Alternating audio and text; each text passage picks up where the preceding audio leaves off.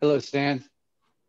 Hey, good morning, everybody. Welcome to Secure the Village.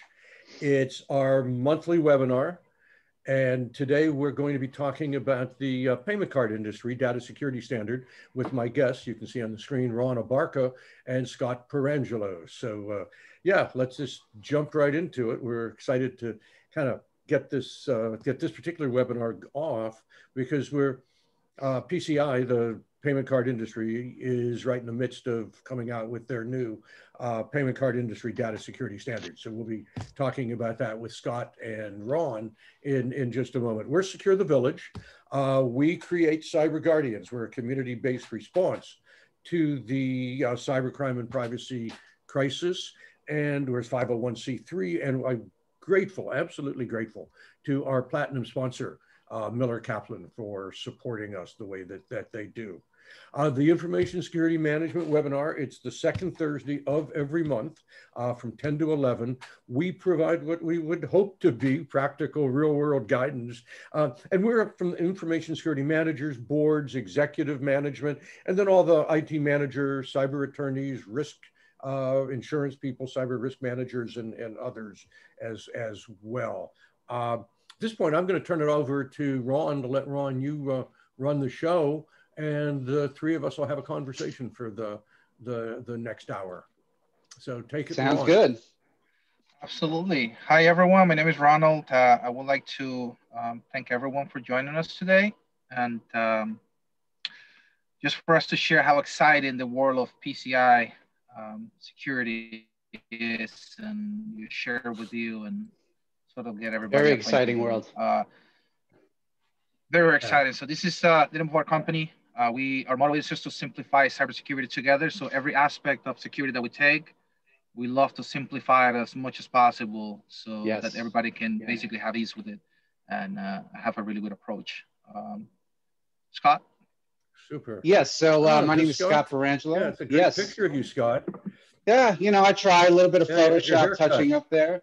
Yes, I know. Well, you know, COVID gives me the excuse to kind of, you know, get a little caveman-ish, but yes, but it hasn't helped me a bit. Yeah, just a little bit, yeah. Well, we still got the glasses on. We have that in common, right? But it's no, everything. So as you can see from the slide, I've been an InfoSec consultant, auditor for just about 12 plus years at this point. PCI is probably covered.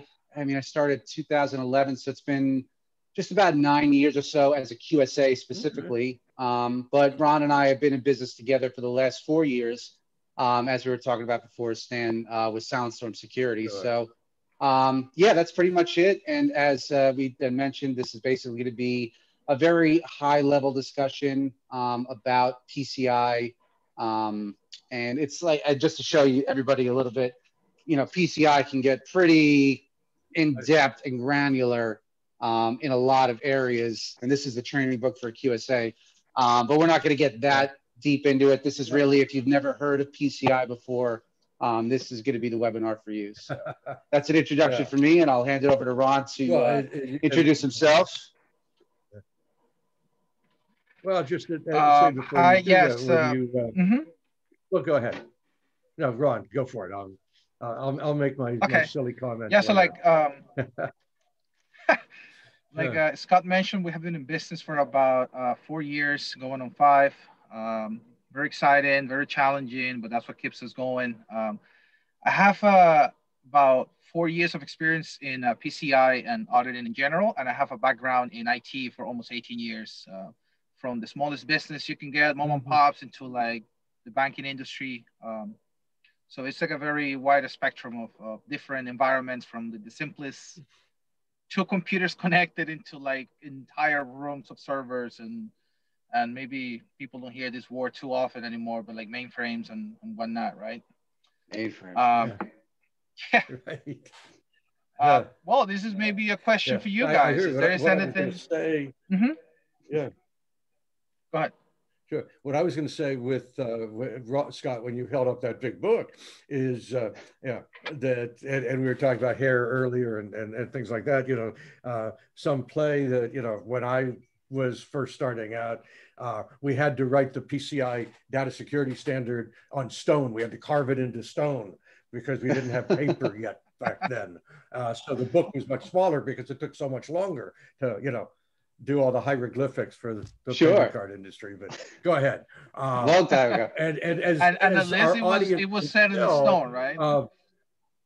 Recognizing that nothing is more exciting than PCI DSS. We're at least going to try to have a little bit of fun here as we go through this. Yeah. And that's the one thing we. Go for it. Go ahead, Ron. Yeah, like some people or even ourselves, sometimes we refer to PCI and some of the other frameworks that are out there. It's pretty much like dry toast. Like what can be more exciting, either a curling or maybe sitting in traffic, and as much as in California, as much as New York, traffic can be very, very heavy at times. But that's where it's important with the people that you're working with to achieve your compliance, that you have a really good relationship and it's amicable, so you don't have to basically struggle not only in terms of getting compliant, but also through the whole process. That is very important that you have really good communication and that everybody's amicable and respectful, and there is good communication. Absolutely. Yeah. So this is basically just a little bit about us. We basically have the idea of simplifying our processes as much as possible, and we see ourselves as a small company with a big business impact. So just because we're a small company doesn't mean that we cannot provide the services and the quality level that a much larger company will. On the contrary, given the size that we have, it will let us act and move ourselves a little bit quicker than going through 16 vice presidents and so many other different account managers that you may go through your cycle with all the different type of entities. But right. Well, that's basically us. Well, and the critical thing I like, because we've worked with you over the years at our company, Miller Kaplan. It's in that, the idea that there's definite workflows that have to go on in PCI, and we'll look at those. I mean, we see those not just in the PCI piece, but when you look more broadly at security, and just absolutely vital to that is that those workflows be able to be integrated in with the business, and you don't try to do things that are incompatible. That just leads to a higher risk of failure that way. I appreciate that you guys love me, and we will try that this is not a death by PowerPoint presentation. But go ahead. Yes, but definitely we try to steer away from boring people with long PowerPoints, and but if there is, the type of individuals that love graphs and that kind of stuff, we're able to provide it. But we try to keep it very light. We will accommodate. Yes. We will accommodate you a nice long PowerPoint if this is your cup of tea. Yes. So what is? Oh, this one's you. Sorry, Ron. Go ahead. So what is PCI DSS? Why don't you guys tell me what PCI DSS is? Yeah, it's the leading information security standard for any business, any entity processing, storing, or transmitting credit card information. It basically covers 12 sections, and it helps entities basically reduce the risk of fraud and theft of credit card information, but like overall just gives them a better security posture, I think, overall, because it's such a granular framework that it can help in so many other areas overall, for sure. Yeah. Well, and that's so true. We find that case that even as PCI focuses on the subsystem that touches credit cards, if companies will take that as a base and now look at how do these controls apply to all the other information that we have to protect as well, that becomes such a critical piece. Yeah, Scott, you were going to say? And that's a very good point. So a lot of the times when an organization is looking at their crown jewels of information, and I know the crown jewels, that's a term that's thrown around a lot, but it really is, the correct term. You could apply PCI and, just take out credit card information and put in, intellectual property information or health information, whatever. And then it's basically the same more or less security controls and best practices in our industry that you know about and Ron knows about. That basically, it's kind of the credit card company's sort of way in which to kind of, do it in their own sort of style. And that's what was kind of happening in the early 2000s and late 1990s. There were a lot of these credit card breaches that were going on. And to kind of, the credit card companies got together and they kept getting sued. And they're like, what are we going to do about this? So they more or less came together, created the PCI DSS, which is Payment Card Industry Data Security Standard. And basically it was the framework that started version 1.0 and now it's at 3.2.1 with 4.0 on the horizon. But it's really kind of, evolved over that time, for the most part, just to really kind of focus on the protection of, credit card information. Sure. Yeah. So we're going to move on. Okay, PCI terms. So yeah, so if you're new to PCI, these are just some basic terms that you may come across. Cardholder obviously is pretty self-explanatory. This is going to be the customer purchasing the goods and either a card present or not present, like on a website. The issuer is basically the bank or the organization issuing the actual card itself. And it's kind of odd because and we'll get to this with the acquirer, because the acquirer is the bank or the entity that you as a merchant may be using, but an issuer can also be an acquirer. So if you ever go to like Chase and you have a Chase credit card, you'll see it says Chase, but it also says Visa, right? So Chase is acting as the acquirer and Visa is acting as the issuer because they're the ones actually issuing the card. In the case of like an Amex, Discover, or JCB card, if you notice, you never see like a Chase Amex or a Bank of America Amex. That's because Amex acts as their own bank. So this is one of those this is about as granular as we're going to get, but these are just some terms that may kind of come around because, one thing, if you go to any QSA company, they'll first say, who's your acquirer, right? So it's just something you should kind of be familiar with in the term issuer. So that's pretty much it for that. We don't want to kind of, focus too much on that. Another big two terms that are going to come up are service provider and merchant. So a service provider, and these are the technical terms really, but I feel the best way to kind of describe what a service provider and a merchant is, the simplest way to put it, a service provider is business to business. Merchant is business to customers. So a merchant obviously would be like a Taco Bell, 7-Eleven, a Burger King, or a Exxon gas station. A service provider would be more like a call center or, web hosting service. They're providing a service to a business as opposed to providing a service to a merchant themselves. And you can see a note there at the bottom, because you may come across this. You could be an organization where you are both a service provider and a merchant. And a good example would be like Amazon, right? So they have their website where they could sell products to customers themselves. That's their merchant side, as we would say. But their service provider side would be their Amazon Web Services, right? Because they have AWS and they provide AWS services to their to other businesses who want to actually use them as hosting or for hosting purposes. Yeah. So I mean, the way I see that, and it's what you're describing. When I first ran across this whole subject, and this goes back probably 10, 12 years ago, maybe longer, it was really a challenge understanding the subtleties between these. But now, moving forward that chunk of time, if you look at the SecureTheVillage website, the new one coming out, so one can pay for services on the SecureTheVillage website. We are, in that sense, we're a merchant, and our service provider is a company called Stripe.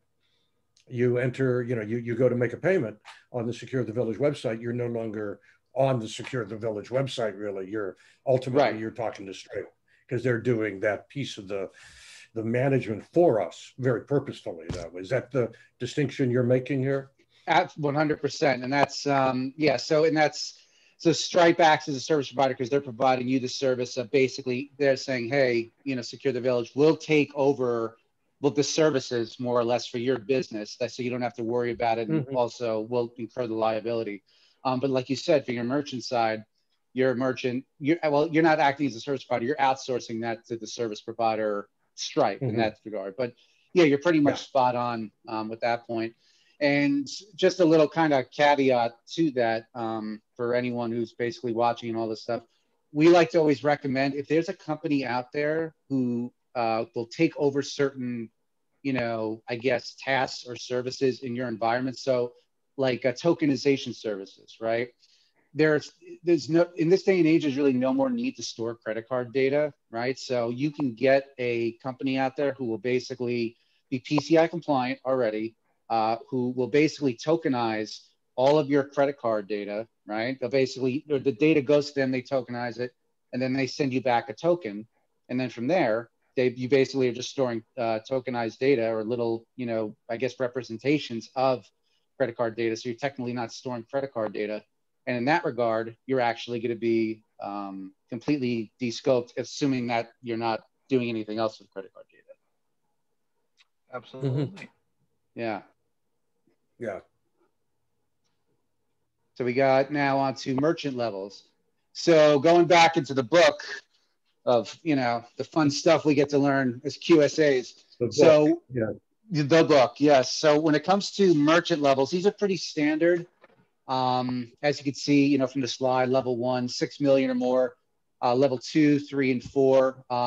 So more or less, the PCI Council understands that we can't treat, you know, an Exxon Mobil, you know, and all the gas stations that does millions upon millions of, you know, volume of credit card transactions per year on the same level as, you know, Mrs. Smith's local bakery, right, or something like that, right? That takes maybe, you know, 500 cards a year, right, or something like that. So they understand that there are different levels and that you can't subject, you know, various organizations to the same sort of, you know, rigorous process. So we'll get into SAQs a little bit later in the presentation, but more or less, just a quick note, level 1, that's when it gets to 6 million or more, that's when you have to basically hire a QSA, which is what we do at Silent Storm Security. And basically it's a third-party certified auditor who basically is specialized in looking for credit card data, how it's protected and things like that. So level 1, whether it's merchant or service provider, you have to have a QSA. When it's 2, 3, and 4, that's when you're eligible for SAQs. But like I said, we'll get into that. But you could have a QSA attest those. But these are pretty much the merchant levels. If you know you're watching this, trying to get an idea of how many transactions you do per year, this should give you a pretty good rough estimate of where you stand. And then we have now service provider levels. So this is what I wanted to kind of point out. So on the service provider levels, in, you know, like I said in the book here, this is like the standard, you know, ballpark for service providers. But for the most part, Amex, JCB, Discover, you know, they all have their own sort of like caveats to these. So you could fall under a level 1, even though you might be a level 2 here in Amex as opposed to JC. Like I said, it gets very convoluted. It's a whole nother discussion, but we just want to kind of give the idea for people like this is, if you're a service provider, this is where you kind of want to, you know, keep in mind your levels. So does this suggest as well that if you're a merchant looking for a service provider, that there's an advantage in picking a bigger or a smaller service provider, one that's a level 1 or a level 2, or from the merchant's perspective in retaining a service provider, they want to look at those kinds of things? Yeah, so I don't know if the volume, the only benefit would be that you would know that if a service provider did more than 300,000 cards, for example, you know, there'd be a level 1, which means they had to get a QSA to come on site. So there would be that advantage, that there would be that guaranteed third-party attestation, right? But even if that's not to say, hey, if it's a service provider and they're a level 2, that's not a bad thing either necessarily, because if it's a level 2 and they do an SAQ, a lot of service providers are actually getting a QSA regardless to sign off on their SAQ, because there's so much liability going on. And obviously, you know, vendor risk is so huge, and that when a vendor gets hacked, you know, that just leads to so many pathways into an environment or to different companies' environments. So now companies are saying, yeah, that's great, you do an SAQ, but we want a QSA to attest to it. You know, it's like, we trust you, but we kind of want to, you know, verify that somebody, an independent set of third eyes kind of did it. And that's becoming more and more prevalent because we've had clients who've done an SAQ for many years. And now all of a sudden they're getting requests from a lot of their customers saying, hey, you know that SAQ you've been sending us every year? Okay, and it's blank where in the last part where it says, did a QSA assist with this? Now they want to see that kind of signed off, attested on, so on and so forth. Mm-hmm. Yes, we have definitely been seeing that done more often, especially this year, probably with as things, keep on escalating with more breaches and threats. And it gives you, like Scott mentioned, that extra verification and the assurance that it was done properly. And, it's not as extensive as a report on compliance, but it's still, we look at it with the same magnifying glass that we would a ROC or definitely any other firm that is doing SAQs, for sure. Cool. So this is some of the areas that I covered in this framework, which is pretty standard for many of the other frameworks. But things that are important like malware protection, patching, file integrity management, which I think to me the file integrity management, the intrusion detection management, and the intrusion protection management, like to me is after a well updated and configured firewall, because it does a lot for you. A login system is an excellent idea to also have, and not to store the logs in the same location where the actual machine is doing all the login. Make sure that you put them in a separate area and that is encrypted. So when somebody comes in and taps, if that would have happened, then and password management, secure coding absolutely is a must if you do an in-house software development. Policies and procedures, which are basically very important, and most important to actually apply them, because you can write as many policies as you want, but if you don't put them in place, then you just might as well, they're gonna be just getting a lot of dust on that shelf. They're only as good as the people who follow them. That's right. Follow them, yeah, absolutely. And physical security. I think one of the ones that should be very important too. That if you undergoing a report on compliance, it's always very important to have that physical visibility as well. Yeah, and I just want to interject real quick because Stan, we were talking about this before. The fact that if you look at a lot of these, this is just really good industry best practice. That even if you don't do anything with credit card information or health information, right, or anything that covers another framework, this is just good stuff that a lot of organizations should just be implementing in their environment regardless, which you know very well. And it's unfortunately, it's a lot of organizations, they won't implement this stuff unless they actually have to use or are in scope for a certain framework, if you will, right? So, but this is all just really good practice regardless.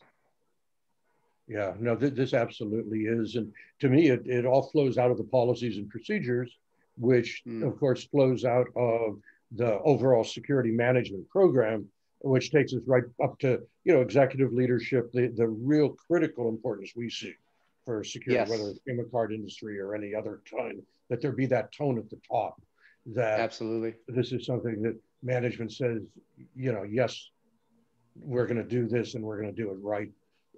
Because of both the legal reasons, PCI Dss is a legal contract, of course, but also, as we were talking about just before the show started, the webinar started, to me, there's an ethical component to this as well. We're not just, if we got to protect other people's information because we want them to protect our information. And it's very much like in the COVID situation, we're all in this together.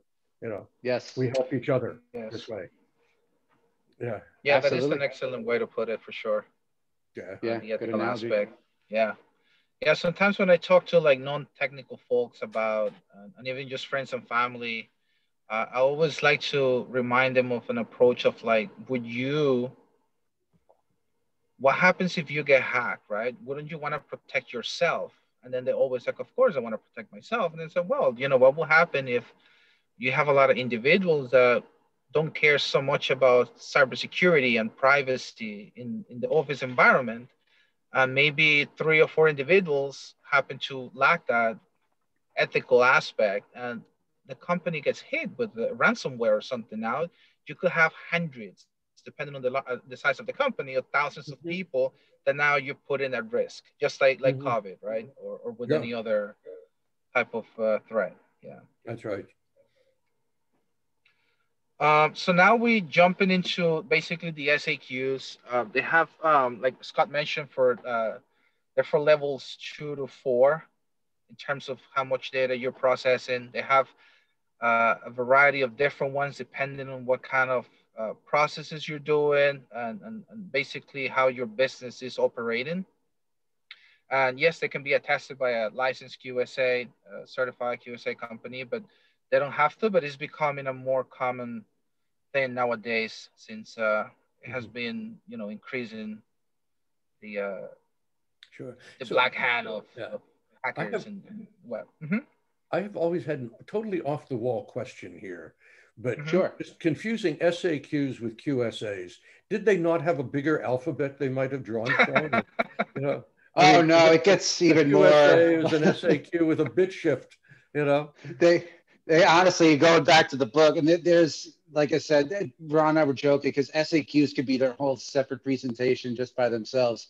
But just as another little thing, I don't know if we have a slide for it or not, but there's actually the PCI Council actually has a whole bunch of various certifications for assessors, but also different types of frameworks. So when you hear PCI DSS, that's not all there is to credit card security. There's the PIN standard. There's the PA DSS. There's P2PE, which is, hardware terminals and just solutions that is basically encrypted end to end.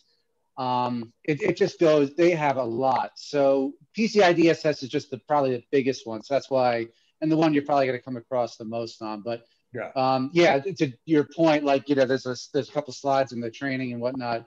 And they're just like the amount of different frameworks they have for different types of, different areas of, like hardware protection, software development protection for credit card applications. So it goes on and on. But so and anyone watching this too, don't feel like the PCI Council loves acronyms. Yes, and they love the alphabet, as you were joking with, for sure. Yeah, and you can definitely mess up even by just writing an email. You can invert the letters, and maybe you meant QSA, but you can type SAQ, and then now you confuse some people in your email. So there's a lot of acronyms for sure.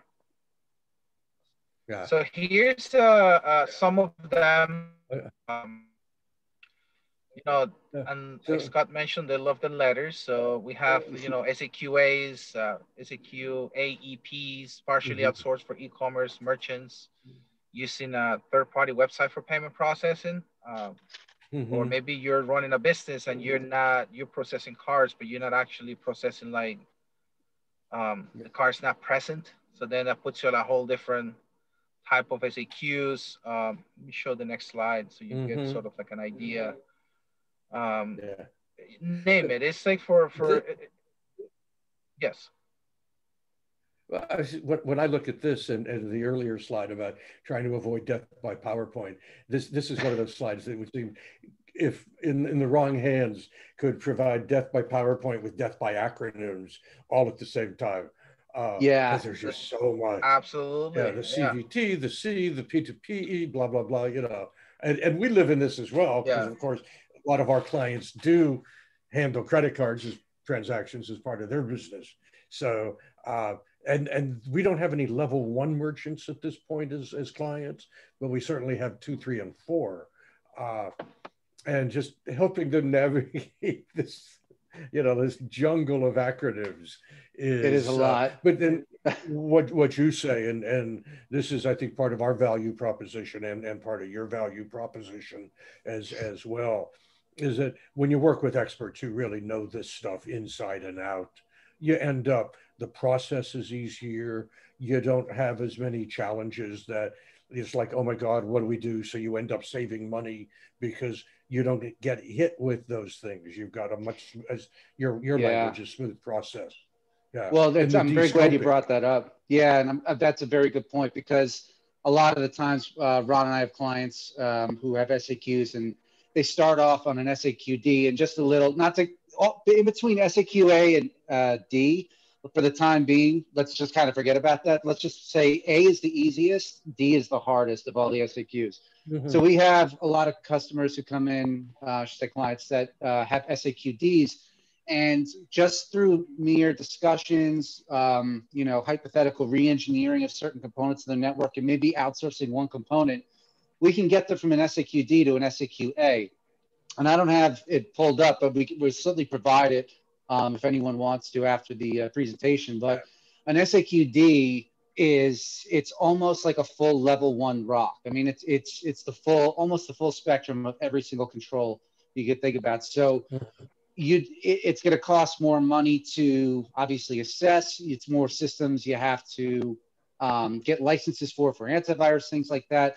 More continuous monitoring. Now, granted, you should be doing these things if you can beyond it, but for compliance, it's a lot, right? So we've actually been very successful being able to get a lot of our clients to get from, they're like, oh, we got an SAQD, we've been doing it. And they're like, well, have you tried moving this here, taking this out, and maybe getting this to here? And all of a sudden they're at an A, right? And we're talking 20 questions or so for an SAQA, which is like 15, or most of it is actually policy-based, right? So that's where, if you see there on the bottom, that's where Ron and I come in. You know, we really can save money just with some very high-level discussions, and also just with a little bit of planning and remediation, you know, most of the time. Yeah, it'll save you a ton of money, a ton of time, just by descoping. Yeah, absolutely. Yeah, it's like what we talked about during when we were planning this webinar, that we had a client maybe 10 years ago that needed to get certified, needed to be PCI DSS compliant. And we put a workshop together with them. And at the beginning, it was like, you know, nationwide organization with, I don't know, a couple of hundred locations. The whole thing's in scope of PCI DSS. And then as we started talking to them, it turned out that there were like 3 or 4 or 5 of those locations that collected credit card information. Exactly. All the rest had a whole different strategy for business. So it's like, okay, let's limit the scope of this thing to just these 4 or 5 installations, the locations. Cut the cost from it, you know, by from this down to something very reasonable. Yeah. We're talking hundreds of thousands of dollars in a lot of regards. Yeah, I mean, just you could save a lot of money. For sure. Yeah, and the same thing using the Stripes and the authorized .nets and so on in the world to let them handle the risk. Yeah. But go ahead, let's go, because I'm looking at the clock. Oh yeah, absolutely. So yeah, Ron, I think you want to start us off. So yeah, Ron will start us off, but basically this next couple slides are basically, these are the 12 sections of PCI level 1. And also would be, you know, for SAQs too, for the D and whatnot. But for the most part, this is encompassing everything that the PCI DSS is. So Ron, you want to lead us off? So basically this just is a little high level conversation about the 12 sections. You know, we have 12 requirements. The first one is just build and maintain a secure network and systems. And between, let's say, for instance, requirement 1 and 2, you have several questions there, and it gets very granular about, for instance, your firewall, how often do you review your rules, and very granular and specific on the traffic on those firewalls, and what basically you are allowing into your company, if any, and why, and the traffic that is going out as well. So it gets very, very, very granular, and that's why this reports on compliance can take some time, and it's important, again, to have that good communication between your auditing firm and the people that you're working with, so you guys can almost sort of have a good time exchanging evidence and reviewing these large documents. Next one is protect your cardholder data. It talks about encryption of the cardholder data if you're, in case that you're storing any cardholder data or transmitting, that is encrypted as well, which is very important. And like Scott will touch a little bit further on into the slides now with the new version coming up. Now you may need to also internally encrypt your transmissions or any type of communication that you have even internally, right, Scott? Yes, correct. So requirement 3 is basically encryption at rest, protection of credit card data at rest. Requirement 4 is protection of credit card data in transit, just to put it I guess, at a really Mm-hmm. high level at that point. Right. Yeah. And then the following is this. Oh, go ahead. The following is basically requirements 5, 6, and then we have 7, 8, and 9. 5 will just protect your systems against malware, touching base on your antivirus definitions, making sure that it's up to date. 6 will be your software development, making sure that you're developing software that is secure and you following secure protocols to develop your software and test it, and make sure that even in the event that you deploy something that was tested and it was okay, that you still have the ability to bring it back or revert back to a previous version, Mm-hmm. if you will, to make sure that Yep. you have to test to death to make sure that before you go into production, right? Make sure that you're not going to affect X amount of users or expose information and data unnecessarily. So that one is very important, because as hard as people are testing their own software, then you have this other set of guys and testing to make sure that they can potentially break software and penetrate and gain access to systems and whatnot. So it's quite a race nowadays. Mm-hmm. Yeah, 7 will be talking about restricting access to cardholder data as well. And it's just will be on role base and based on basically what your role is in the entity and in the processes that are taking place for the company. 8 will talk about identify and authenticate access to system components that are obviously within the scope of the PCI environment. So that's very important. And as we mentioned before, like this scoping is such a good thing to do, because then you can reduce the amount of work and basically save you money and amount of work and time that it'll take to analyze and audit like multiple systems at a time. And number 9 is basically your physical access. Do you have security cameras? Do people need to get permission to come into your office? Do they have to sign up a signing sheet when they come in and out? Who are they going to see? Why are they here? Will they be escorted with somebody? They might not need to go into the cardholder data environment, but if they do, it's always somebody with them to see like what kind of work is being documented. The AC breaks, somebody comes in, like you need to know all of these things before you let somebody, enter that special place. And it could be, bad things could happen for sure. Yeah. And then moving on to the last couple of sections. So requirement 10, this is basically going to be everything surrounding logging, right? So your SIM device or centralized logging device, things like NTP are going to be covered under this. And pretty much just how daily log reviews are done and how you are basically getting alerts for any critical level logs, right? Requirement 11, this is basically going to be everything in regards to penetration testing, vulnerability scanning, conducting those scans at least quarterly, things like FIM, IDS, and how you're also alerted for that, and also rogue access point detection, So a very common attack vector, right, is somebody will buy, a Linksys wireless router and kind of plug it into a network jack into an organization, then go into a parking lot, and then, right, they have an unauthorized device on the network that, they're able to kind of siphon information off from. So that's also included in section 11 is to test for, hey, how do we know if we have those sorts of devices in our environment?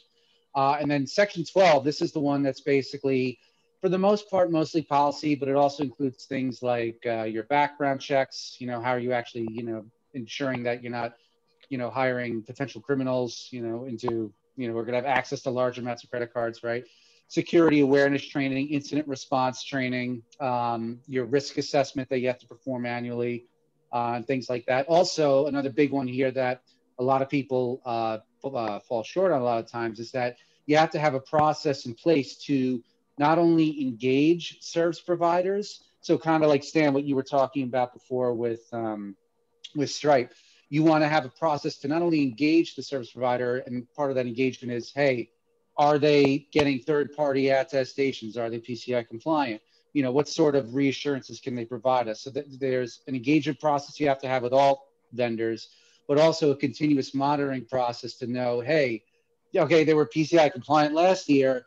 What's our process to check up? Did they pass this year? Because there has to be that ongoing sort of component with it. But that's pretty much the high level, as Ron and I kind of walk through of the 12 sections. And then moving on, I guess, to what happens if you're not compliant. So this is where it can, a lot of people are maybe not aware of just how bad it can be. And we've seen it in our work where if a company gets hacked, it's one thing if you've been PCI compliant, you get hacked, you kind of get a little bit more of like, okay, at least you were trying, right? At least you weren't sitting on your hands and doing things. But like, if like a lot of companies will get like a risk assessment done or a PCI gap assessment done and never do any remediation work, and then 4 years down the road they get hacked, that's when the council, customers, everyone's like, so you knew about all these problems, right?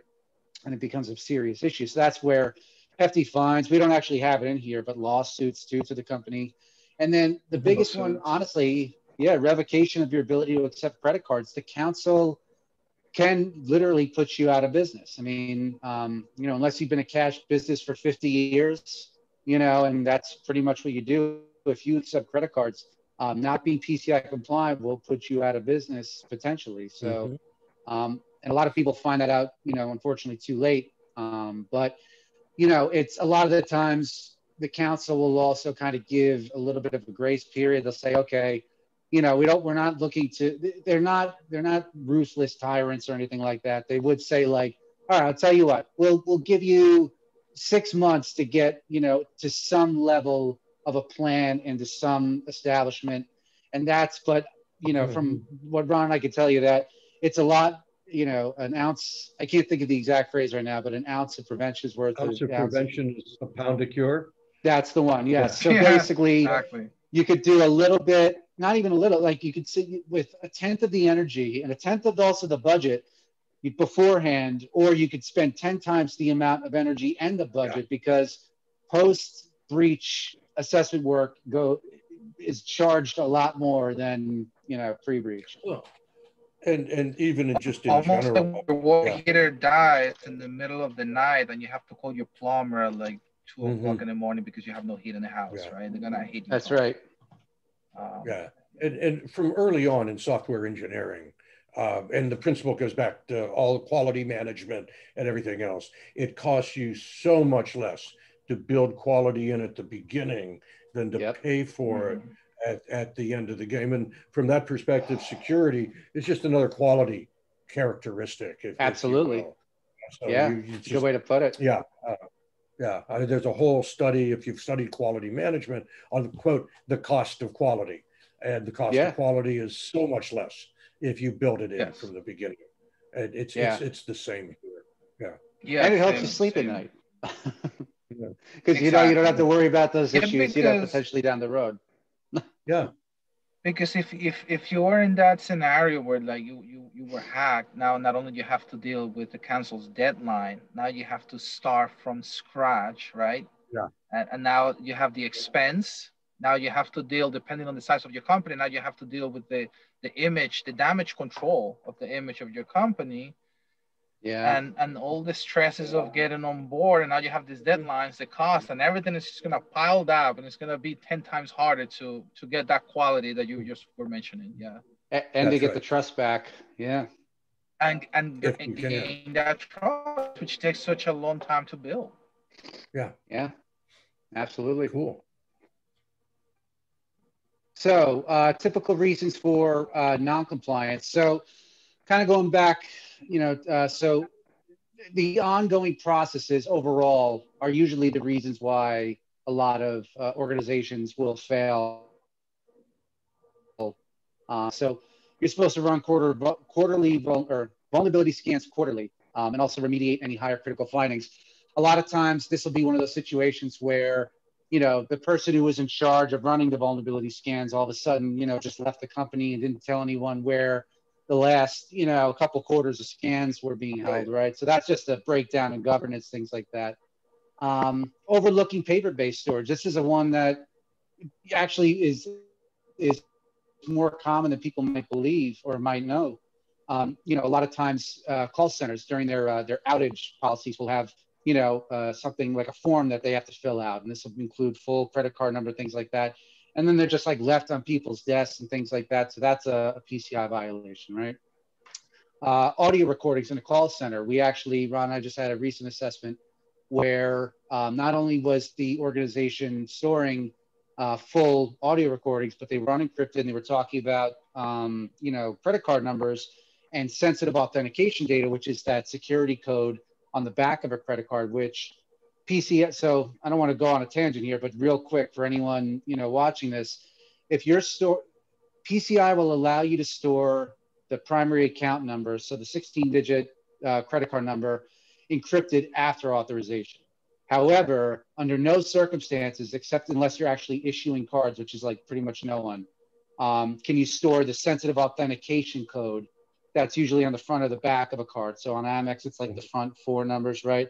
You can't store those after authorization under any circumstances. So, and a lot of times those will be kind of thrown into audio recordings. So these are just really some, you know, areas that people want to kind of look at, but the high level overall sort of theme of it is that it's really the ongoing processes that tend to break down, you know, a lot of the time.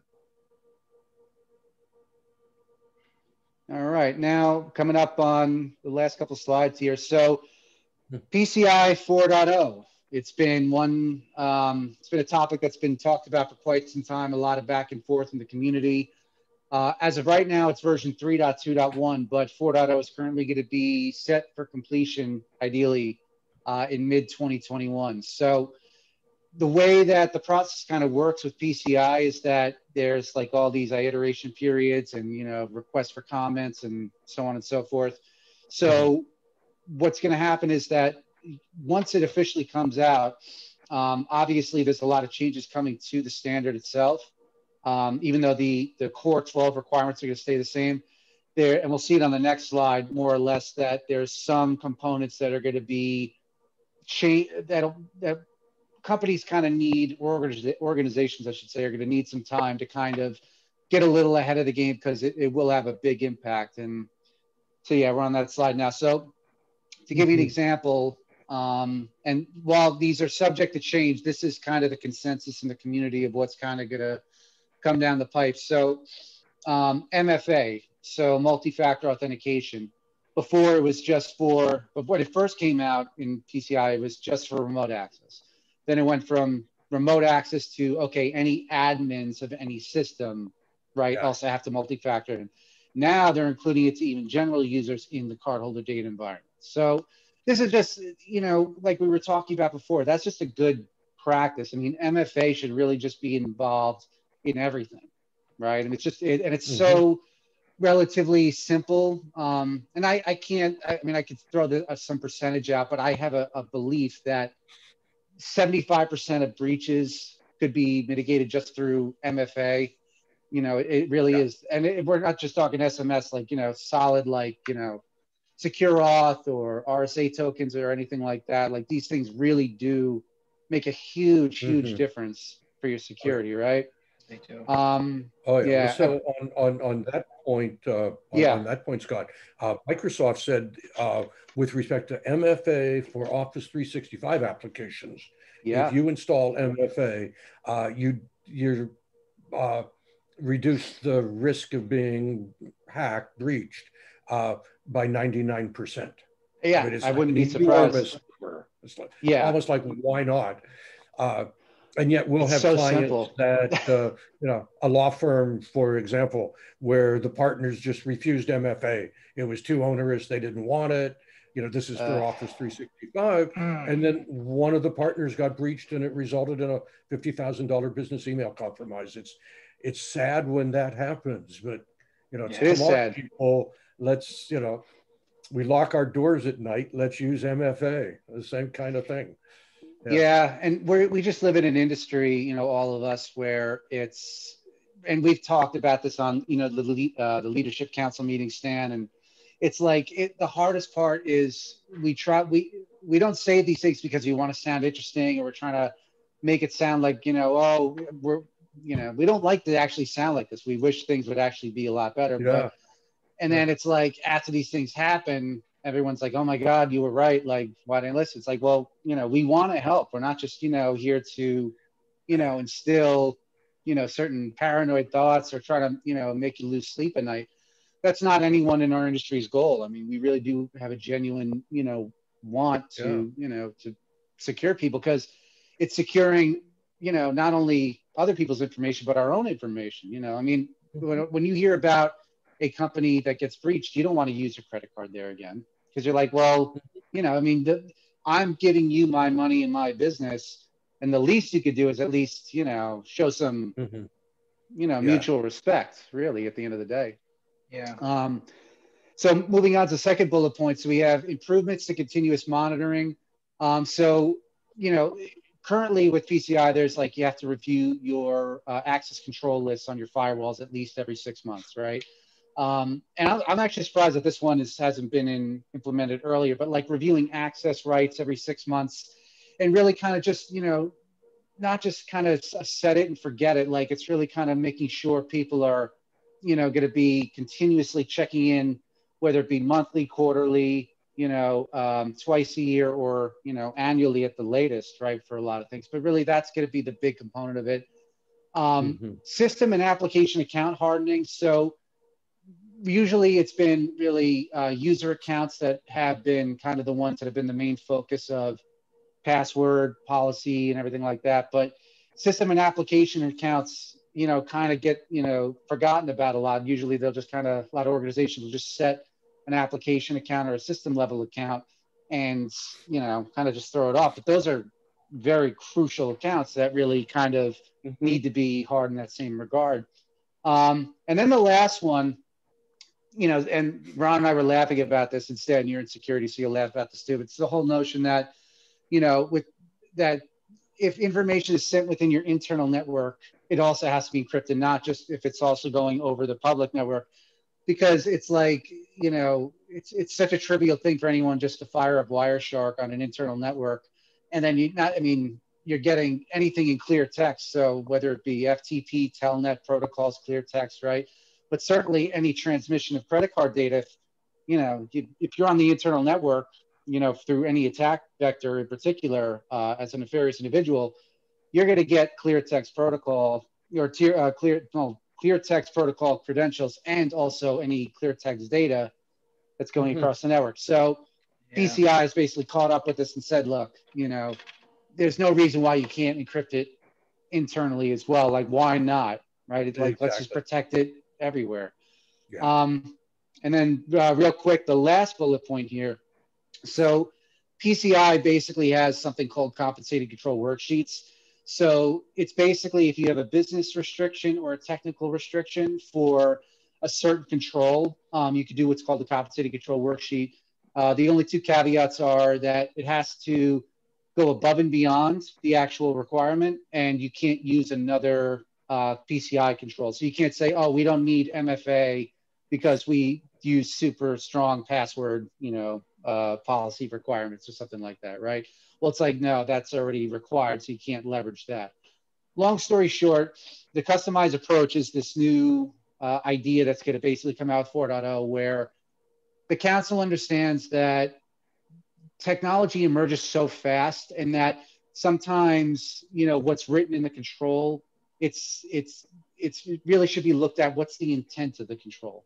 And the customized approach is going to be more, it's actually going to be great for everybody, assessors and for the companies themselves, because you can basically just more or less, as far as my understanding is, that you can write directly in the control and not have to go through this huge compensated control process, as long as it meets the intent of the control. That's kind of the theme, I guess, if you will, with it. But more will be coming out on that over the next year or so. But that's pretty much it as it relates to 4.0. We don't want to tell too much about it because, like I said, some of these things are subject to change. But that's just kind of the idea of what you could expect. But as I was saying before, Stan, you, Ron, myself, and everyone else in the industry, these are kind of things we're like, well, duh, these should be kind of, things that are done regardless. But now it'll be mandated at least, which is great. Mm-hmm.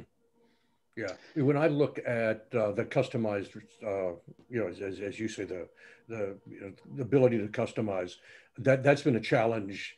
And I go back in this industry to the mid 1980s.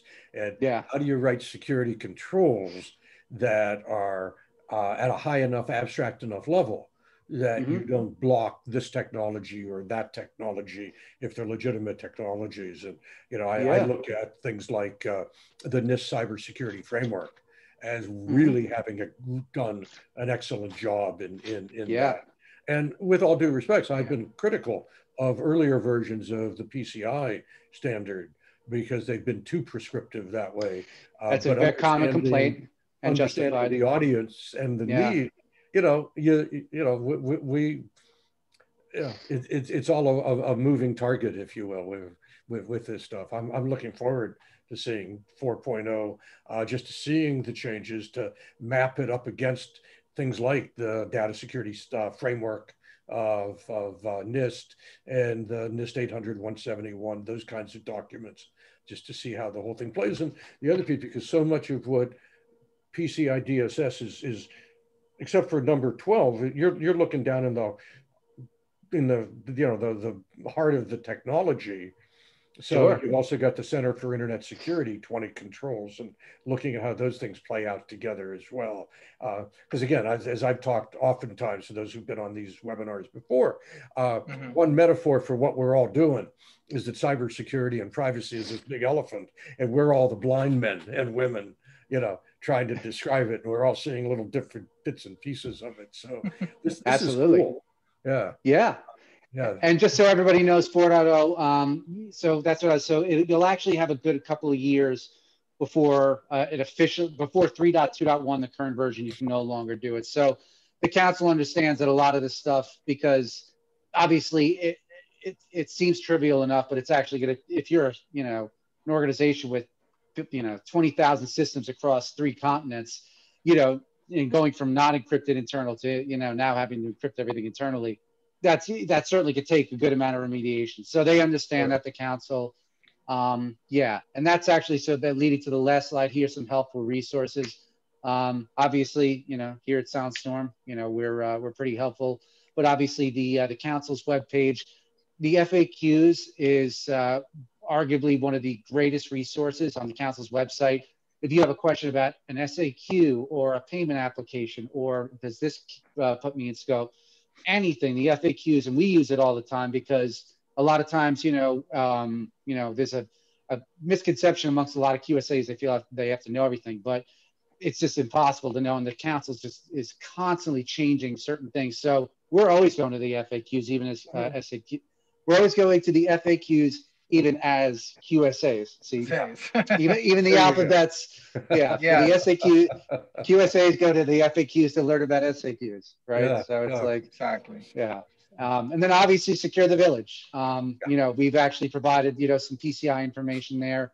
We'll continue to provide some more information there. But also SecureTheVillage, is a great resource just for so many other just security practices in general. So that you'd find within PCI. Yeah, no, thanks for saying that as well. We're coming out with a new website, of course, as many of you know, many of you don't know, but we are. It'll be, I think we're going to have a soft live opening in the next week or so, when we'll have an official, kickoff early in 2021. But we're building a library, and Ron, Scott, both of you have been contributors to that, to make sure that we've got links to all the appropriate PCI standards and all that are there. Hey, this has been great. Thank you just so much for doing this. I mean, just thank you for having us. Just a super overview, of the payment card industry. Of course, anybody wants more information, reach out to Ron and Scott.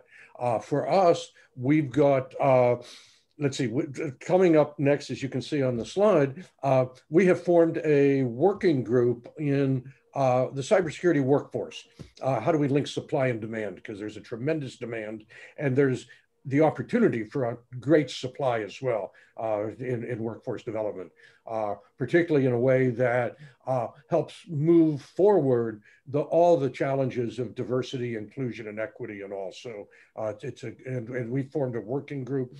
If you're involved in the supply demand in the cybersecurity workforce stuff, please join us. It's by invitation, so you need to send an email to info@SecureTheVillage.org, and we can get you linked to it, or go onto our website and sign on to it from there. Our insurance broker cybersecurity roundtable, that's next week. I'm going to be the speaker there. And the basic premise of what I'm going to be talking about is something I learned, oh my God, 25 years ago from one of the greatest salesmen of all time, a man named Zig Ziglar, if you've heard him, who said, you can get anything in the world you want if you give enough other people what it is they want. And the idea is, if you're selling cybersecurity insurance, the better you understand your customers' information security management challenges, the better able you'll be to give them what they need and help them. So I'll be talking about that. It'll be a conversation with the attendees to that. And then our next cybersecurity roundtable for financial services, that's on the 18th. And we've got the Deputy District Attorney of LA County, Ryan Tracy, who will be our speaker then. Stay informed, sign up if you're not signed up yet for our free Secure the Village News of the Week and Weekend Patch Report. Sign up for that on our website. It's available for free. And all the other things you can do with Secure the Village. I mean, connect with us on LinkedIn, buy Steve Krantz's book, Cyber Guardian, a Secure the Village Guide for Residents, attend events like this that we have, et cetera, et cetera. Here is the homepage, first part of it, of the new website. As you can see, it's organized very differently than the current website. It's going to make things much easier to find. It had very, very easy search functions on it. Also, I've got to shout out my own book. I am an author. I wrote, these are a series of essays that I started writing after 9/11. Going up through July 4th of 2020, and I compiled them into a book called The Agnostic Patriot that's available on Amazon. My contact information, if you want to reach out to me, I'm Stan at SecureTheVillage.org. My phone number is 323-428-0441. And again, God, any final words, Ron, Scott? But thank you so much. No, like I said, we're grateful that you had us on, and yeah, PCI can certainly seem, it's like anything else in life. I mean, there was a period where Ron and I didn't know anything about PCI, and now we do. I mean, it's one of these things. You take a pragmatic approach to it, and certainly reach out to people who know about it, and you'll be fine. But yeah, just take it one step at a time. If you're completely new to it, yeah, and Godspeed. Yeah, I'd like to also thank everybody that joined us, and hopefully the information that we provided was helpful to you guys. And like Scott mentioned, yeah, one step at a time. Just make a timeline, if you will, of all the things that you have to do, and just like building blocks. And at some point, you're going to realize you're going to have a big, nice, solid tower with a beautiful foundation, and you will be in good shape. Sounds all great. Yeah, that one step at a time. How do you eat a vegetable garden? One bite at a time. That's right. So, yeah.